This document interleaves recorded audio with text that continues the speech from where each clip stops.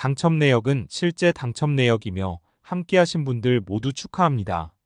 오늘의 분석 알아보기 전 구독과 좋아요 한 번씩 부탁드리며 스포츠 핵심 분석 시작하겠습니다. 첫 번째 경기 독일 대 보스니아 분석 시작해보겠습니다. 독일은 남은 두 경기에서 1승만 챙겨도 1위를 확정하며 파이널사로 갈 수 있다.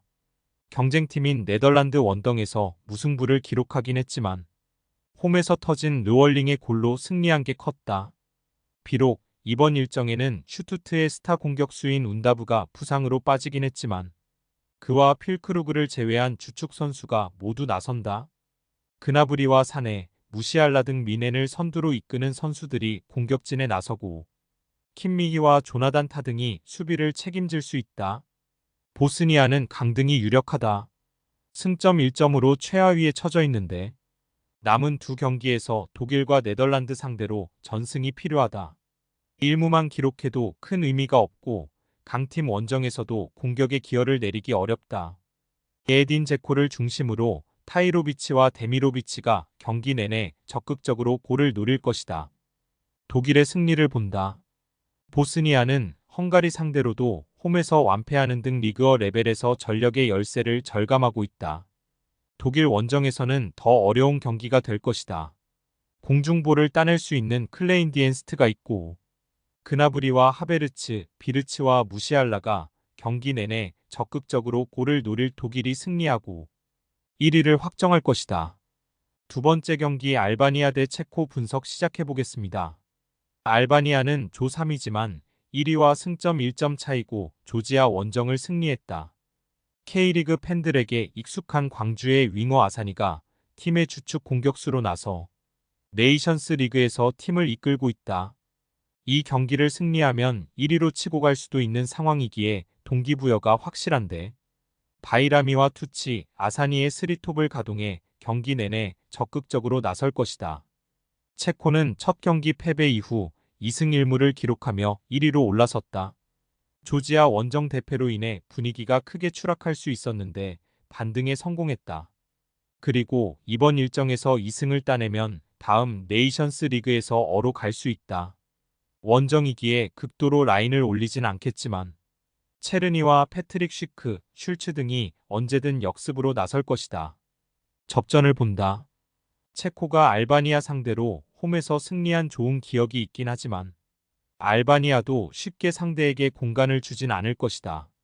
수책과 체르브 등이 나설 원정팀 중원 상대로 아슬라니와 라치가 중원 주도권을 주지 않을 알바니아가 차선의 결과를 받아들 것이다. 세 번째 경기 네덜란드 대 헝가리 분석 시작해보겠습니다. 네덜란드는 남은 두 경기를 모두 승리하며 독일이 2패를 당하면 극적으로 1위가 가능하다. 그러나 독일이 같은 시간에 보스니아와 홈경기가 있기에 가능성은 떨어진다. 그래도 네이션스 리그 마지막 홈경기에서 최선을 다해 임할 것이다. 중원에는 밀란의 레인더스와 유벤투스의 쿠프마이너스 등이 나서고 브로비와 코디 각포, 베흐오스트 등이 최전방에서 공격을 주도할 것이다. 독일 원정에 징계로 빠진 주장 반 다이크도 돌아올 수 있다. 헝가리는 보스니아 원정에서 터진 소보슬라이의 연속골로 승리하고 3위로 올라섰다. 승격을 노리긴 쉽지 않은 상황이지만 그래도 강등의 위험은 어느 정도 벗어났다. 그러나 남은 두 경기를 모두 패하고 보스니아가 승점 6점을 가져가면 강등도 가능하기에 이번 원정에 모든 걸 걸어야 한다. 난적 상대로 나서는 경기기에 세페르와 나지의 중원이 라인을 내리고 웅크린 운영을 할 것이다. 네덜란드의 승리를 본다. 헝가리는 롤란드 살라이와 소보슬라이 등 이선 공격수들의 마무리가 좋은 팀이다. 그러나 바르가와 마틴 아담 등이 나설 최전방 스트라이커는 반 다이크와 드브리가 나설 네덜란드의 최종 수비를 넘기 어렵다. 레인더스와 쿠프마이너스, 마디로가 중원에서 상대를 공략할 것이고 각포와 저크지가 해결할 네덜란드가 승리할 것이다. 네 번째 경기 스웨덴 대 슬로바키아 분석 시작해보겠습니다. 스웨덴은 골득실에서 앞서며 조 1위를 유지 중이다.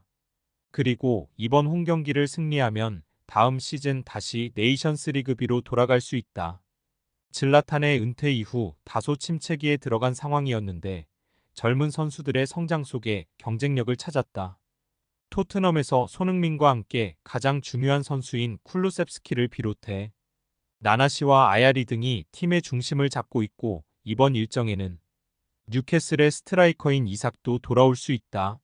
슬로바키아는 스웨덴의 골득실에서 밀린 2위다. 그러나 같은 승점이기에 이 경기를 승리하면 승격으로 갈 수 있다. 단 원정 일정이기에 무리한 운영보다는 강점인 탄탄한 수비로 상대의 공세를 막아내며 스트렐레츠와 수슬로프를 앞세운 역습으로 승부를 봐야 한다. 스웨덴의 승리를 본다.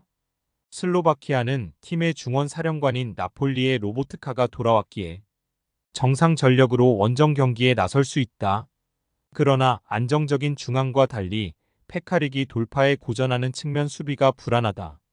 쿨루셉스키와 크레프 등이 측면을 공략하며 기회를 만들 수 있고 이삭이 기회를 놓치지 않을 스웨덴이 승리할 것이다. 스포츠 당첨의 제일 중요한 건 조합입니다. 각 팀 분석을 잘한다고 하여도 조합을 못할 경우 큰 배당을 가져가지 못하는 거 다들 아실 겁니다.